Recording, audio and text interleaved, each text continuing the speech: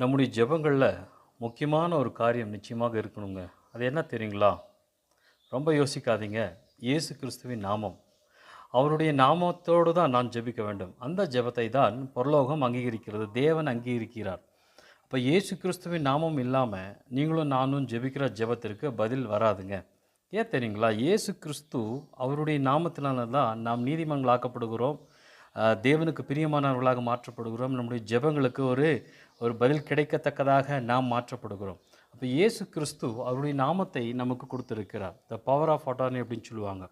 வேற ஒன்றும் இல்லைங்க. இயேசு கிறிஸ்துவின் நாமத்திலே ஜெபிக்கிற ஜெபமும், அந்த நாமத்துக்கு உரியவர் ஜெபிக்கிற ஜெபமும் ஒன்று தாங்க. இயேசு கிறிஸ்து ஜெபிக்கிற ஜெபமும், அவருடைய நாமத்தினாலே நீங்களும் நானும் ஜெபிக்கிற பாருங்களா, அந்த ஜெபமும் ஒன்றுங்க. இந்த 2 வித ஜெபங்களுக்கும் ஒரே விதத்திலே பரலோகம் பதில் செய்ய ஆயத்தமாக இருக்குது. அதனால தான் இயேசு கிறிஸ்து அவர் கடைசியாக போகிற நேரத்தில் அவருடைய நாமத்தை நமக்கு கொடுத்திருக்கிறார். அவருடைய நாமத்தினால ஜெபிப்போம், பதிலை நாம் கண்டடைவோம்.